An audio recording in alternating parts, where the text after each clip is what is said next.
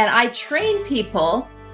Let's create a scenario for you so you feel elated, you feel empowered, you feel loved and cherished and cared for. And interrupt any justification for it.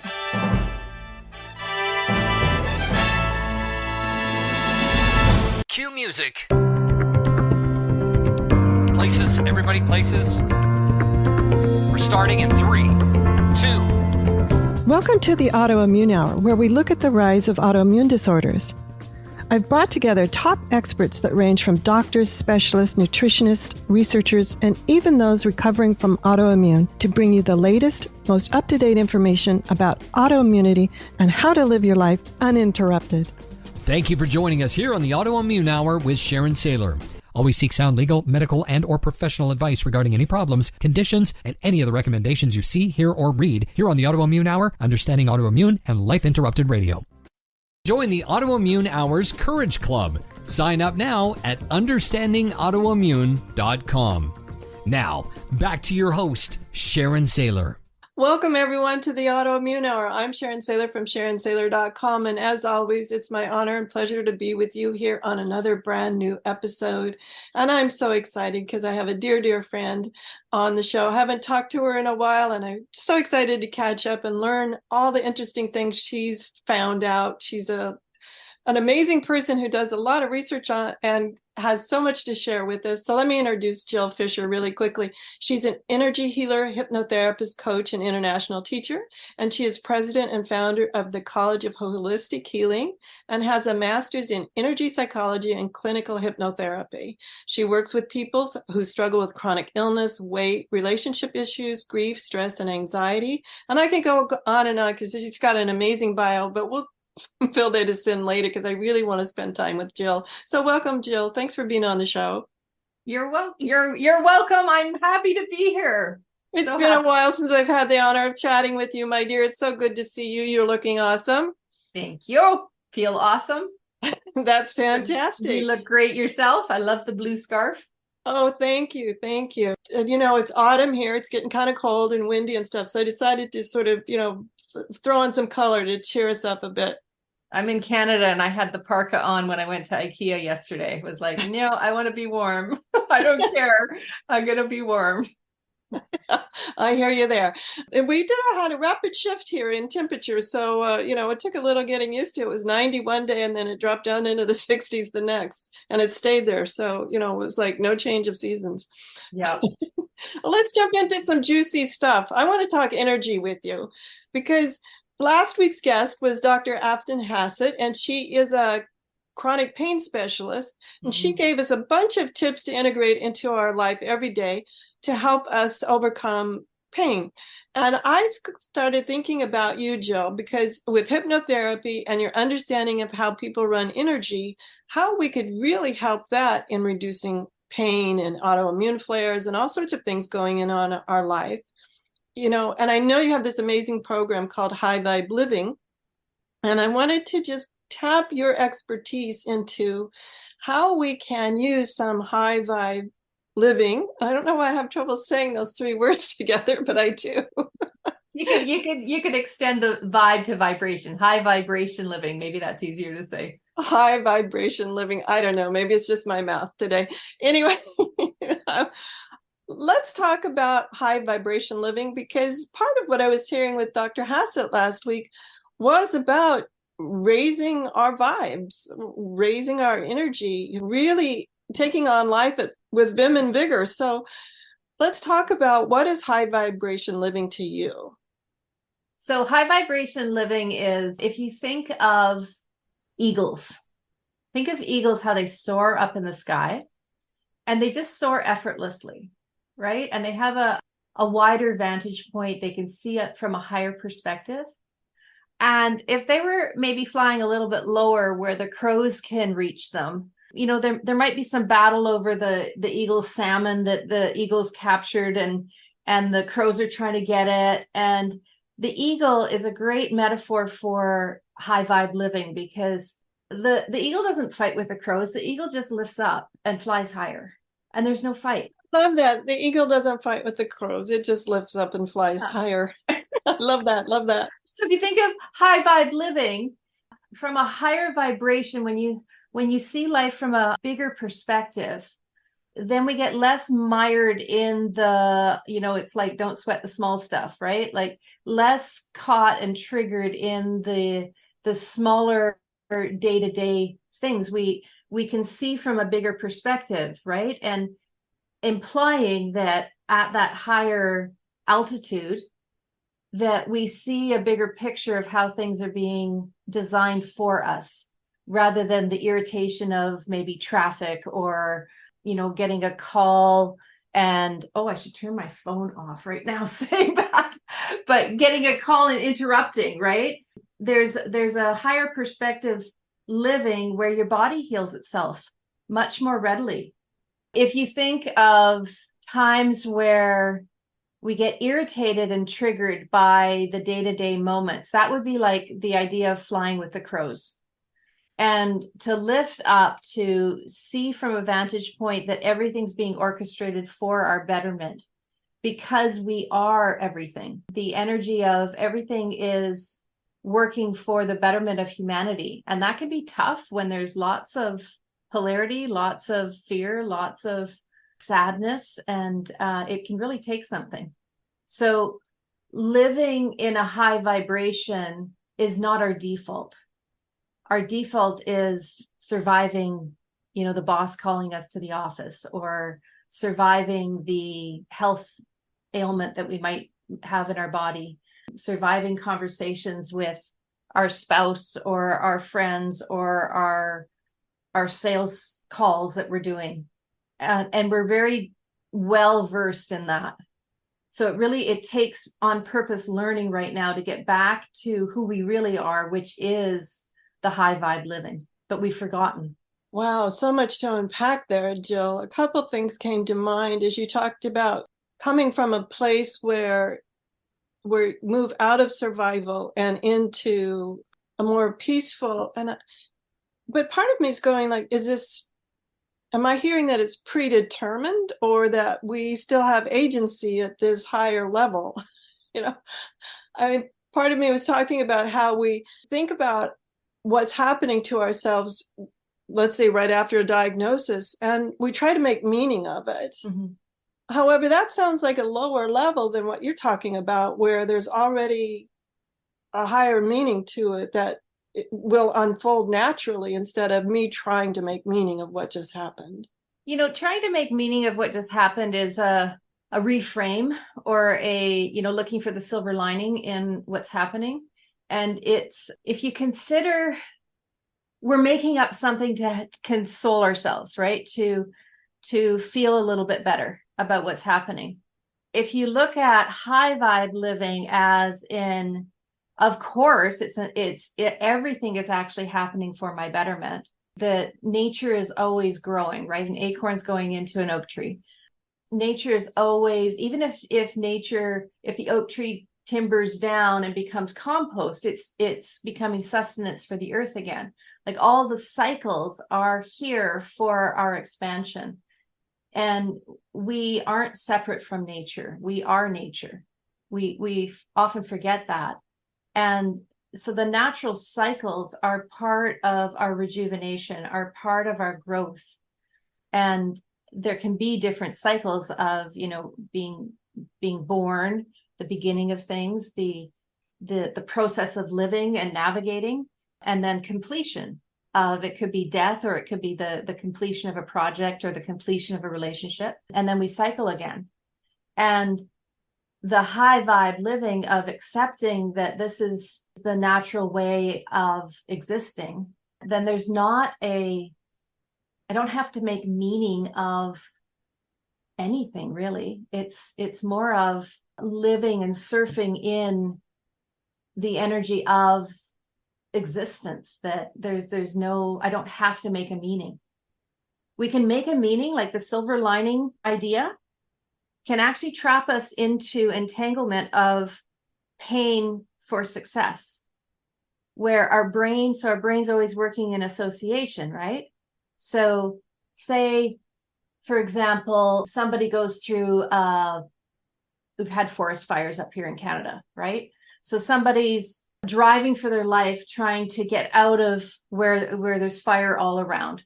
I worked with a client like this, and there's like walls of flames on either side of the highway, and he's driving for his life. And he gets to safety, and then he meets the woman of his dreams, because he ended up in this location where this woman was. And he falls in love, and he could make up that the silver lining of that forest fire was that it brought him to this woman. And it's totally a made up story, and it might give him some relief about the trauma of the fire. But what it actually does to her brain is it entangles trauma to love. Wow. So therefore, we've got like an addiction can create from there, an addiction pattern of, I have to have this high level of fear to have this deep level of love. Not true. Made up. But the brain can't distinguish the two, right? We have all kinds of belief systems that are made up. So the making meaning of a situation to soothe ourselves from the pain and the hurt and the trauma, we often do that. And there's all kinds of training and speaking around, the silver lining of, I have two beautiful kids because of that lousy marriage I had, right? Silver lining. Well, what if you just have two amazing kids? Great question. Right? So part of what I teach is, let's create this high vibe way of thinking without the justification of, I get to go to Hawaii for a holiday because I worked 80-hour week, right? Like that's what our brain naturally does because we've been conditioned into that. And what if we train our brain just to go to Hawaii, right? We train our brain. I have two fabulous kids. It's not entangled to some hardship, because that perpetuates that we're going to have hardship again to have success. That is awesome insight. I had never looked at it that way, and it makes so much sense. Yay. And I'm coming up with a question. Yeah. Okay. And I can see where I've had statements like that. Sure. We've all been trained in it. If this, then that kind of scenario, right? Yeah. Okay. So if that is maybe an ingrained default, if this, then that, how do we disentangle those thoughts as we begin to uncover them? Because a couple of those things I really heard in my own head. Uh-oh. Yep. Me too. And doing this work, I've learned, I've been doing hypnotherapy full-time for 15 years and worked with thousands of clients and energy healing with that. And I train people, let's create a scenario for you so you feel elated, you feel empowered, you feel loved and cherished and cared for. And interrupt any justification for it. Don't go there. And when clients start to go there, because I'll have them create their own, so it's their own neurology. So they'll start to create a story that's really empowering for them. And then naturally, especially if new to this, they'll start to go into, instead of how, and I'll go, and actually interrupt them. Just positive, just uplifting, just be the eagle, right? The eagle doesn't have to hang out with the crows to soar. It doesn't have to learn how to fly with the crows to soar. It naturally soars. I love all this, and I'm still getting it. Okay. And it keeps in my brain. There's, that little part of it going. Practice. That was my question, because I'm thinking from childhood, if you're a good kid, you get a cookie, if you get a good grade, you get this. If if you excel here, you get that. And it's all conditional. Yes. Yeah. And so one of the conditions to uncondition our conditions is to interrupt those stories of if this, then that. Yes. And just take that. Yes. Whatever that great thing is. If you're going to make up something that empowers you, if you're going to create a story in your mind, a meaning that empowers you, purify it. Like create it all inside of what feels true. And I call it the love field. So high vibration energy and emotions, so that they're empowering and uplifting. And that's going to give you more energy. I also teach this in my ultimate energy formula, where you can distinguish between lower emotions, fear-based emotions, and love-based emotions. And when you distinguish, Dr. David Hawkins in Power versus Force has a chapter about this, where he's become very famous for this, where he's logged the energy levels of emotion.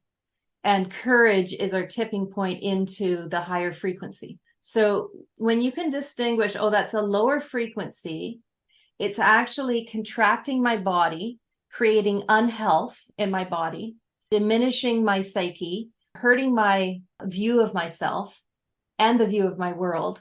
So when you can start to catch yourself and distinguish that and then go, okay, if the world, if the universe has my back, if the universe is my back, because I am the universe, how is this actually for me? And you don't have to have the answer right away, right? Just even asking the question, what you ask your brain to look for, it will go find.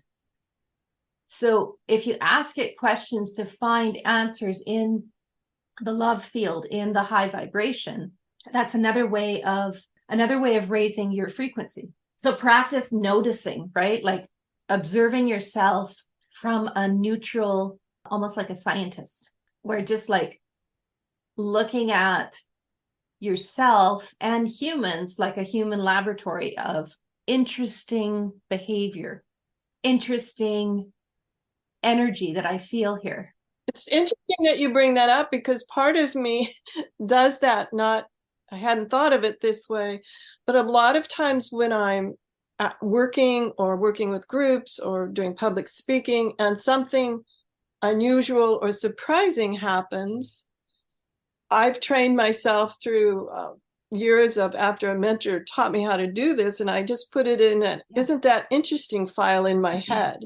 Instead of trying to make meaning or understand it, his premise was a little different. You don't have enough information to categorize it yet, so just put whatever just happened into an isn't that interesting file in your head. I kind of hear that isn't that interesting file could also be used for this when I'm rewiring myself to stay in the higher vibrations, the love field. So I'm trying to put this all together in my head about staying there. I love that you said courage is the first step, that first place into the love field. That really gave me a lot of hope, because one of my premises when I was diagnosed was to approach this with courage, approach this forward thinking instead of away from thinking. When you look at something like that of a diagnosis that's like gulp, oh wow, what am I going to do now? I was diagnosed. I had lymphomic cancer in my neck in my early 20s. And I remember that moment. I can still picture it. And so things like that, where it can feel almost, some people call it micro traumas, but it's a moment that replays, right? And it can develop into PTSD, whatever label you want. But anyways, it's a unfavorable moment that replays because there's a lot of emotion that's not been processed there. Another really simple, fast technique that you can do is start to grayscale it. Start to like be with it. Otherwise, we're in denial. That doesn't work. I've invested, decades of that. It doesn't work. Yeah, I think a lot of us it's in our culture, right? Look away. Distract yourself. Yeah. Oh, that's a good one. We're so addicted right now to distract ourselves. Okay. Saying that, back to this. So the memory that keeps replaying that's unfavorable, when you look at it, you can start to grayscale it. Start to take the color out of it. So from, oh, that's interesting to, oh, that's boring. Oh, okay. Oh, that's not interesting, right? So, oh, that's interesting. I don't know what to do with it. I'm just going to park it. And then if you notice it keeps reoccurring in your thoughts or your behavior somehow, and it's not favorable, then actually go into it and bring it up as an image in your mind or a feeling in your body. And then you want to dull down the senses. So this is NLP and hypnotherapy techniques, right? So you're dulling down the senses, you're turning down the vividness of it. So it becomes boring to your senses. Even the words that were said, the words that were said, you could, Charlie Brown, like Charlie Brown's teacher was going, That's right. So you don't even hear, like, say there were some sharp words said to you, like criticism or something, and you can start to muffle those sounds, and if you have something to reference like Charlie Brown's teacher, it helps because you can use that into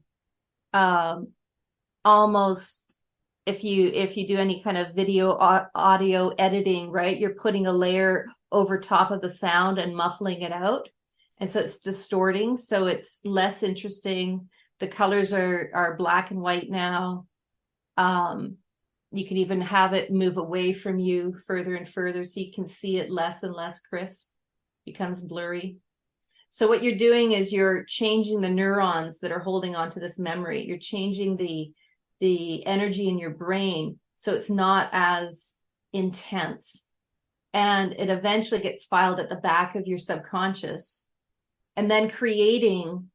So if you think of this like a displacement, right? So you've not numbed out, but you've diminished the sensitivity of the trauma or the bad memory.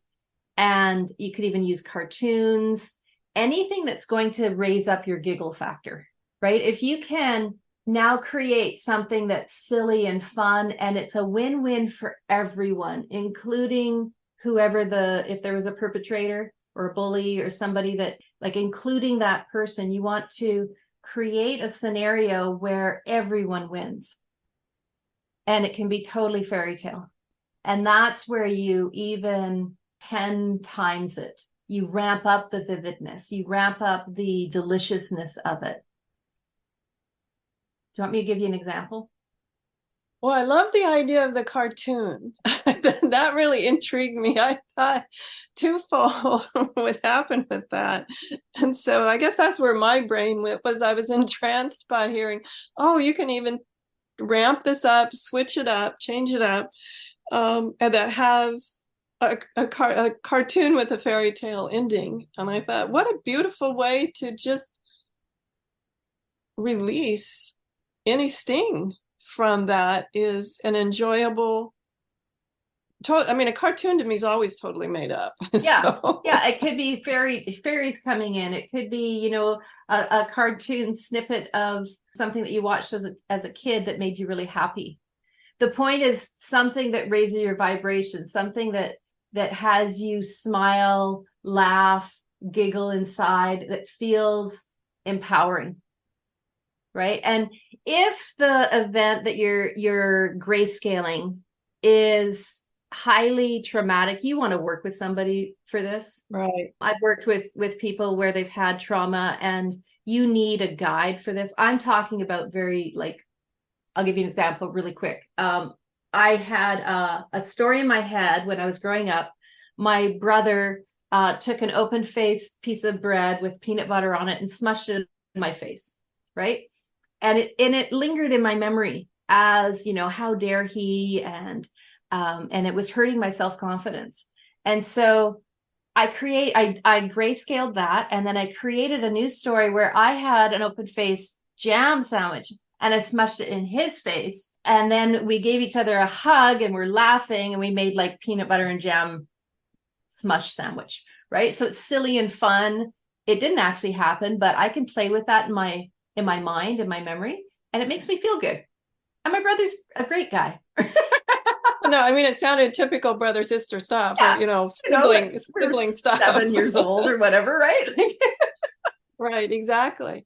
But you do bring up a good point for any of those traumas, to have someone guide you through it. But I like the idea of playing with grayscaling out some of those things that you want to reframe. We need to take a quick commercial break. And when we come back, I want to talk a little bit more about high vibration living. And I know you've got several critical steps. I want to make sure we have time to get those in. So we'll be right back.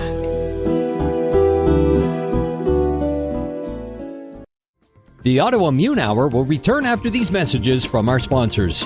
It's great sponsors like these that keep this show coming to you every week. Be sure and stop by understandingautoimmune.com to learn more. Your conscious lifestyle on steroids. OMTimes Radio. IOM FM. Hi, it's Olivia Munn with my shelter pets, Frankie and Chance. Say hi, guys. When I adopted them, I discovered that they both have incredible personalities. Chance's sole purpose in life is to love and to be loved. Frankie is a little bit of a scoundrel and always entertaining. They're a little bit of a lot of things, but they're all pure love. Adopt pure love at theshelterpetproject.org. Brought to you by the Ad Council, the Humane Society of the United States, and Maddie's Fund. OMTimes Magazine is one of the leading online content providers of positivity, wellness, and personal empowerment. A philanthropic organization, their net proceeds are funneled to support worldwide charity initiatives via Humanity Healing International. Through their commitment to creating community and providing conscious content, they aspire to uplift humanity on a global scale. OMTimes, co-creating a more conscious lifestyle. Listen and imagine.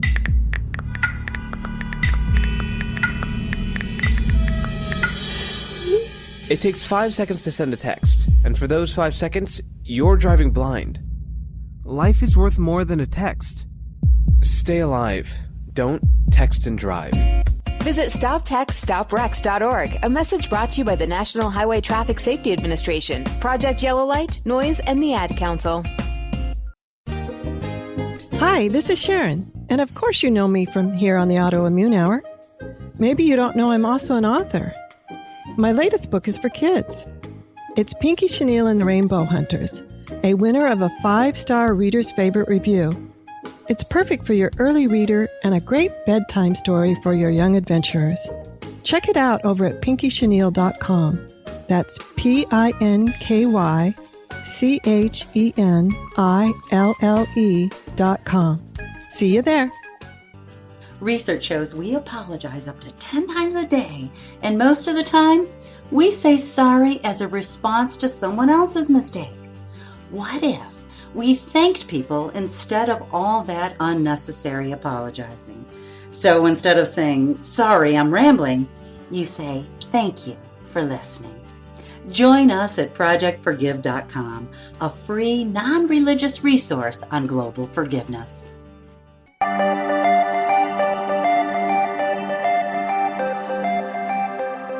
Welcome back, everyone, to the Autoimmune Hour. I'm Sharon Sayler from SharonSayler.com, and tonight we're here with Jill Fischer, and she's been sharing so much about her energy work and high vibration living. She's an energy healer, a hypnotherapist, coach, and international teacher. And Jill, I still have the idea of peanut butter and jelly sandwich in my head. So almost, going, is it lunchtime? But I love this idea of these small faux pas or things that happen in life, how we can change them up into things. And as you had mentioned, if it's a bigger than peanut butter and jelly sandwich, to always seek guidance and counseling and help with experts from the fields. But I did want to have time I know you have this one in high vibration living, high vibe living. I see high vibration living much easier. I don't know why. Anyway, the program's called High Vibe Living. See, okay. Maybe I'll rename it to High Vibration Living. High Vibe Living. I'm going to get it. Okay. High Vibe Living. There we go. I know you've got several, what you call critical steps into finding that place of being able to stay in this soaring position, soaring location. So I want to make sure we had time to talk about some of those steps. What are some of your favorite steps? So the place I like to start is actually about igniting your joy. So igniting your joy so that you have a vision to move towards. You have a goal to move towards. And it makes me think of, I worked with this one boy, and he came to me because he was actually self-harming. He was cutting himself. And so I asked him in our first session, I said, what makes you happy? What do you like?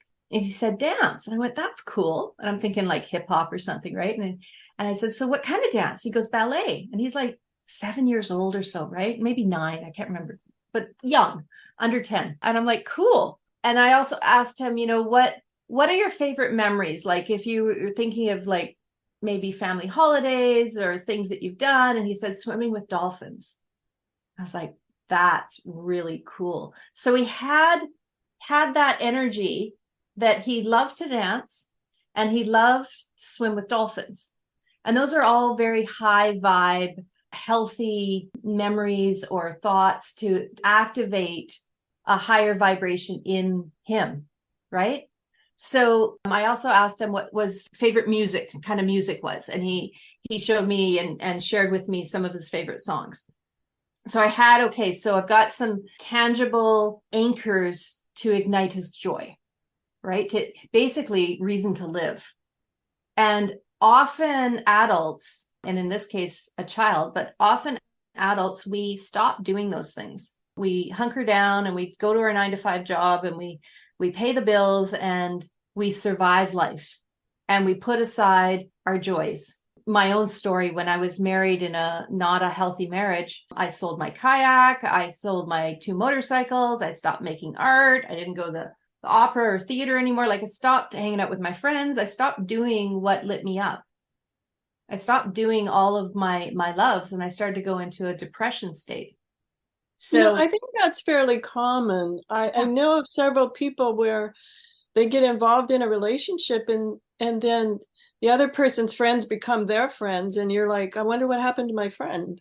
Yeah, It's like, yeah, it's very common to be almost swallowed up by a relationship. Totally. And we forgot. I really like to make pottery, or I really like to hang out with my girlfriends at the beach. Like we forget these things, or we downplay the importance because we put our relationship with our partner on this pedestal where our own loves get set aside. Or even moms are really famous for this too, where we devote everything to our kids and we're secondary. So our own self-care it could even be vacant, right? We just put it last and initially when we have infants, we need to do that. But as our kids grow and as we bring in support systems, maybe even as we have infant kids, we can bring in support systems so we don't have to put our self-care last. So igniting your joy, reclaiming what brings that high vibration to you is critical step number 1. Well, I want to ask a little clarifying question about the critical step number 1, igniting your joy. So let's say we've been doing that for a while and we've lost ourselves. Yeah. Is there a way to re-tap in and find that? I mean, I know several people that have been so enveloped in someone else's life for so long that I'm not sure they really would remember what. Yeah, that happens. Yeah.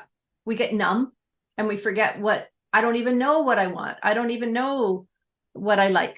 We can deny ourselves for such a long time and so deeply that we've lost touch with what brings us joy. So there's some exercises to walk through to do that. A really simple, easy one that you can do for yourself and anyone listening, where you start writing down when you were little, what did you love to do? When you were like under 10 years old, what did you lose yourself in? Was it playing with Barbies, or was it, running dump trucks through the sand? Was it catching frogs? Was it painting mud all over your body? Like whatever you remember of when you were smiling and laughing and it felt really good. And that can help stimulate, oh yeah, I really like that. Or did you play dress up? Or similar to what I did with what I was asking of that little boy client, where I asked him, what were your favorite memories? Maybe they were family holidays. And they can be little snippets because there might be a negative association near it where something went off. And so you want to tap into like the little snippet where you felt really free and joyful. And usually we're more free to be who we really are when we're a child. And that often gets conditioned out of us as we go into adulthood and relationships and try and fit into different culture energies of work, of our country, of our family, maybe we married into, right? We start to adapt, and in that we can lose ourselves. And then it's also another thing you can do is try, just sign up for different things, join a pottery class, join a hiking group, trying things, and I advise people try them at least 6 times before you quit. Like give it a full, jump in with both feet and see what you like. Start to feel into your body and feel your feelings. Are you, does time disappear like that? That's one clue where you were really entranced in what you were doing and you loved it. So that would be a check. If time's going really, really slow and, you can't wait for the event to be over, that would be an X, probably not. But I would give it at least 6 attempts to do this and start to observe yourself. Like if we go back to that observer perspective of how am I feeling while I'm doing this? I'm glad you bring that up. And I wanted to put a little, asterisk over there too, is also, I like to ask myself, sometimes I'm really thinking, oh, I really want to learn XYZ.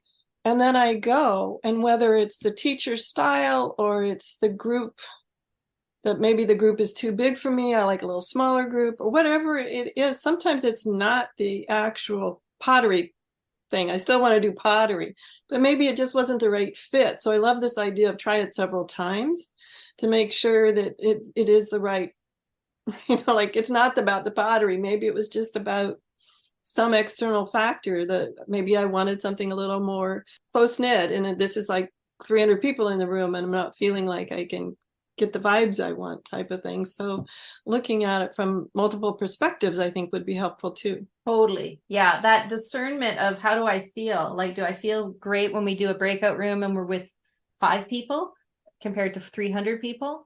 Or is it the instructor here? I like the content, or building that discernment of what do I like?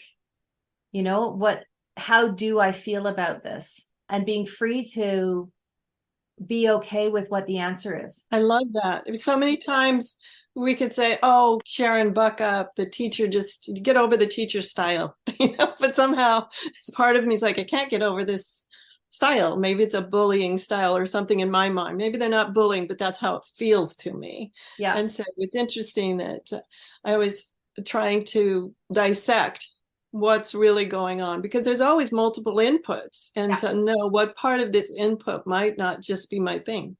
Well, and then that brings me to step 2 is freedom from your past. So when you look at, okay, this instructor might be in a bullying style, and that triggers something that I experienced when I was, 12 years old or 25 years old, or right, like what's happening now, and when we're feeling contractive or protective or criticizing, there's likely something that's incomplete from your past that's rearing its head again, right? It's, if you think of the concept that everything around you is actually mirroring aspects of what's inside you. So if you have a teacher that's bothering you, instead of pointing the finger, it's that 1 finger out and 4 fingers back, or 3 and a thumb. So if you think of that concept of, okay, there's something in me that is oppositional to what's being presented right now. So freedom from the past, of looking at what's happened in my past, that this is reoccurring, right? And it could be that there's something from your past that has been incomplete. It hasn't been resolved. It hasn't been neutralized, hasn't been grayscaled. It's still in your energy field activated, so much so that the universe is giving you another repeat offense of this happening, right? And it can be, that the person has no integrity and there's something unethical happening. And, you could be absolutely right about your oppositional push away, your opinion of that's not okay.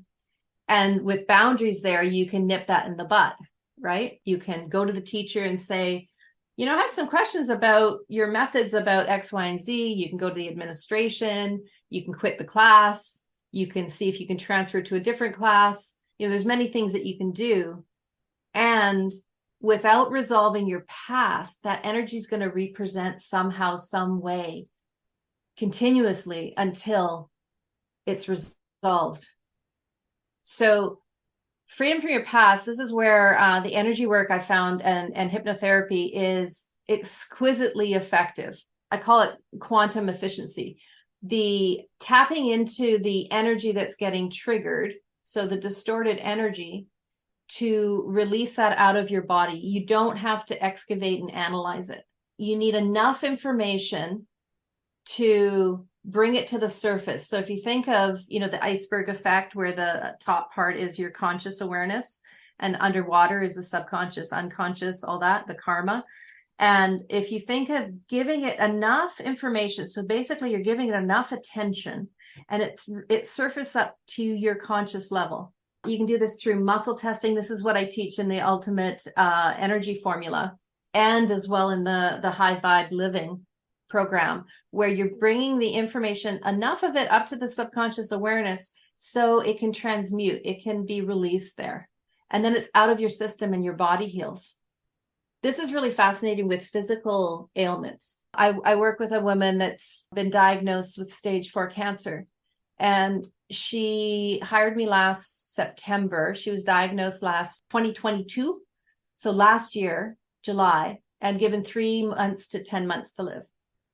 And so we've been working on any areas in her body where she is feeling pain, because pain is where the energy is not flowing.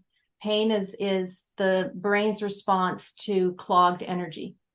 So stuck energy creates pain response in the brain, and it's really hard for the body to heal because of the congestion of the energy being contracted. And so going into that and releasing by using this express energetics is the technique that I use, where we identify what's caught in there and release it, and then the energy starts flowing. So instead of like at a subatomic level where you're looking at like electrons orbiting the neutron proton, if the electron has got a wobble, then it's wobbling around a distortion. Could be a toxicity that somebody mold that you breathed in. It could be negative criticism that you heard. It could be incomplete relationships that are you're trying to stuff down because there's too much shame and guilt there. So this electron is now trying to compensate and work around the distortion. It takes a lot of energy to do that, as opposed to just free flowing round and round and round in a healthy cell or a healthy atom. And so releasing the distorted energy allows the body to restore itself so it can heal itself. And so she's gone from a pain level of 20 out of 10 to a pain level of about 2. She floats between 0 and 3, and blown past her doctor's analysis of her life, right? Where she's like, now we're in October the following year. So she's, 14 months? And she's pain-free. She has tons of energy. She's 71 years old, and the doctors don't know what to do with her. Well, I guess that's a good place to be, where the doctors don't know what to do with you as far as in that relationship of things. Oh, my goodness, that's amazing. Now, are there some things that we can do by ourselves to find those places of stuck energy? Or how do we know of something? I mean, I guess I might know that something's stuck because from the outward perspective, things aren't going the right way. But how do I find the actual place where it's stuck? So I often use the phrase proof's in the pudding. So if you have a health issue in your body, if you have relationship issues, if you have, like looking at the quality of your life where it's not working, or it's not at least the way you want it to be, that's where there's something stuck. And so what I teach in my classes is how to find those energies. And some of them can be completely illogical, right? Some of them can be logical, as in you feel into, maybe I grew up with a negative parent, and so now self-esteem is hard, right? Or it's difficult to have a healthy relationship, romantic relationship, because my parents argued all the time. Or, sometimes we can logically connect things. Mm-hmm. Finding the energy. So I initially teach muscle testing, so you can start to discern where the energy is when you're strong in your body. I'm sure you know this, Sharon, where where muscle testing is an energetic representation. Kinesiology is based in this. It's a representation of clean energy, of where you're aligned with the truth, you're aligned with health, you're aligned with your higher levels, your angels, your guides, your higher self, God, universe, where you're in the truth and your body's strong. So with muscle testing, you know, sometimes people do the arm sway, or you do the body sway back and forth, or you do finger things, or you work with a pendulum. And so that's part of what I teach in the energy, the ultimate energy formula, of learning how to distinguish energy by muscle testing, because it's fast. You can do it with your fingers. I use a lot of charts, and there's a computer program that I use. And then from muscle testing, you can test where you're weak is when your cells are contracting. So you're pulling back. If we're standing in front of organic vegetables, you're probably going to lean forward. And these are subtle little signals that our body gives us. And it can tell you where the distortion is in your body. And then there's different ways where you can release that. And so this is part of the process of bringing it from your subconscious to your conscious awareness, and then releasing it or transmuting it. So distinguishing, you know, feeling into your body, tuning into your body of what feels like a no or what feels like a yes. And it can even be as simple like, are you starting to hunch your shoulders and protect your heart? That'd be a no, right? Are you standing open-hearted and you feel peaceful? That'd be a yes. One of my no's and yeses are, I notice if my breathing changes. I get feeling sort of contracted in my breathing. Is my voice getting sort of hard to talk? Is it a contraction in my breathing, or as my diaphragm still relaxed and I'm able to get a full, complete 360 breath? That's how I kind of go, okay, that I'm leaning towards yes with that, versus if I'm feeling like, wow, it's even hard to talk because my voice is contracting and I don't have enough air. So that for me is a good signal for me that I always like, okay, how am I breathing right now when I think about XYZ? So we breathe short when we're in fear. We have shallow breath. And that's why some people hyperventilate and pass out when there's trauma happening. And if you think of a lot of healing techniques, start with take a deep breath in and breathe out. Calms our nervous system. So if you're naturally doing that, that's a great mechanism. Yeah. As my throat goes, I just need some water. I think I learned that through all my years of training, because we have similar training in lots of things. And breathing was one of the top things in almost all of my trainings was, you know, how are you breathing, and learning different techniques to breathing and how that can rapidly change what's going on in our body at the mental, physical, spiritual level. We're down to just 3 minutes, Jill. We'll have to have you back because I'm always fascinated by this topic. But I wanted to have an opportunity for you to share about your upcoming events that you have, and also where people can get more information. Absolutely. My courses are on, I have a College of Holistic Healing, where a number of courses are of mine as well as other faculty. And I have the Ultimate Energy Formula course is on www.energy-health.online. The High Vibe Living course is on www.chh, that's College of Holistic Healing. So chh.online, and you can see all the different courses there. And then if you want to talk with me, if you want to find out more about this work, you can get a hold of me through www. Do we say that anymore? For the context, yeah.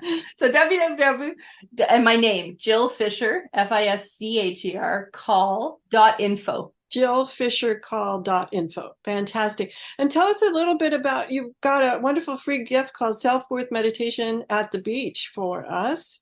Tell us a little bit about that. And by the way, you can find that at selfworth.online. But Jill, why do we want to go over there to listen to Self-Worth Meditation at the Beach?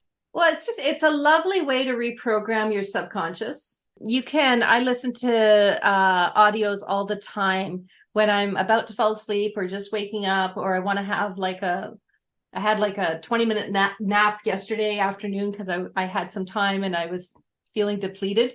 and I wanted some rejuvenation. And as you listen to this self-worth audio, it takes you on a trip where you're walking along the beach, and it gives you empowering statements of who you really are, right? So it boosts as you're relaxed. So in that relaxed state, you're more receptive to suggestion. You're more receptive to taking in information. So as you're relaxing, that's why right when you're going to sleep or right when you're waking up are the best times to put in positive suggestion.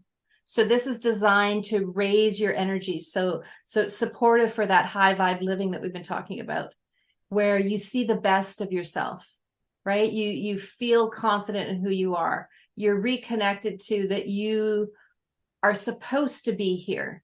You're deliberately created to be here exactly the way you are, exactly the way you look, exactly the way you sound, to contribute as only you can. And that intrinsic value of sharing who you are as you, so you're free to be you. I love that. I love that. Thank you so much, Jill, for sharing your wisdom with us today. Much appreciated. Everyone, that's Jill Fischer. And we'll have all her different URLs that you mentioned over at understandingautoimmune.com on her show page there. So we'll be able to reference those whenever you like. And have a great week, whatever your adventures. Join me next week for another brand new episode. Enjoy. The information provided on the Autoimmune Hour, Understanding Autoimmune, and Life Interrupted Radio, including the websites understandingautoimmune.com and lifeinterruptedradio.com, plus social media, is for educational purposes only. What you read, hear, and see on the Autoimmune Hour, Understanding Autoimmune, and Life Interrupted Radio, and its websites, and other media outlets is based on experience only. The information should never be used for any legal, diagnostic, or treatment purposes. For the next few minutes, we'll be providing a guided meditation. Meditation is a positive way to help reset your day and does require specific, targeted attention and focus. Please do not drive or operate machinery during this time. As we say here, drive when you drive and meditate when you meditate.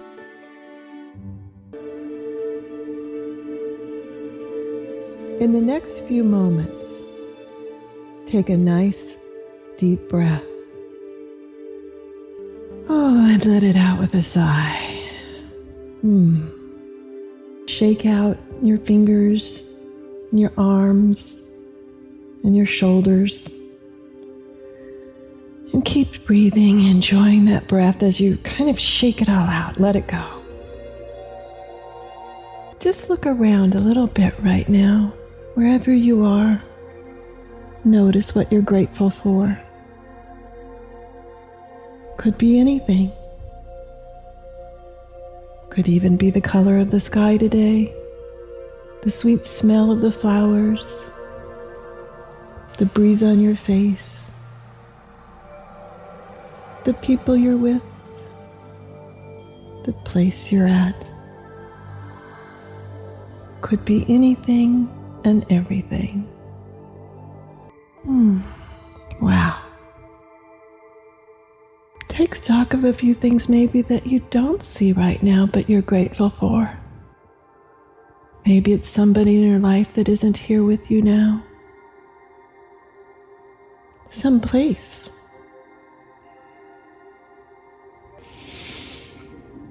That's right. Shake everything out and just take stock of that gratitude list that we're building. That's right. Just shake it out. Shake everything out and continue to add to that gratitude list that you're building. That's right. Wow. Quite a list. That's right. What are you grateful for about yourself? Add that to this growing gratitude list. Don't be shy. Don't be humble. Come on.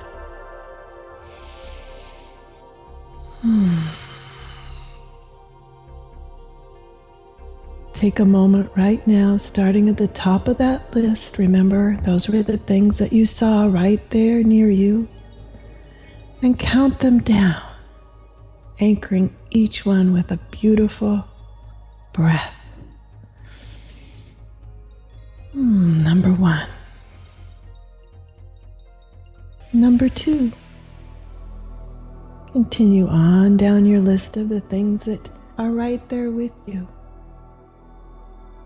Anchoring each one with a breath and let it out with a sigh.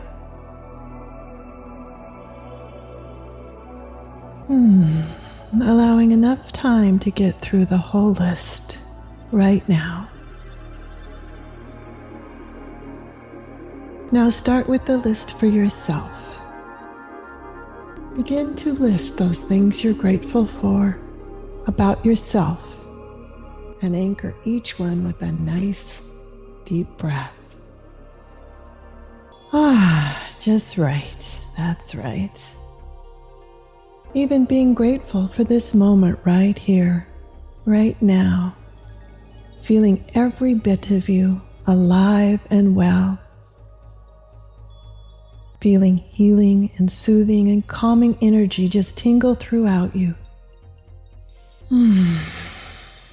Getting stronger with each breath as your gratitude begins to grow.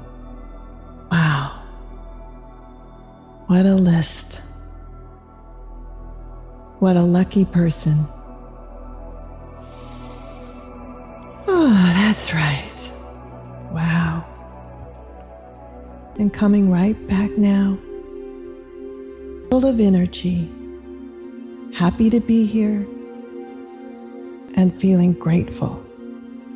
Oh, wow. Welcome back. Go in gratitude and enjoy your day.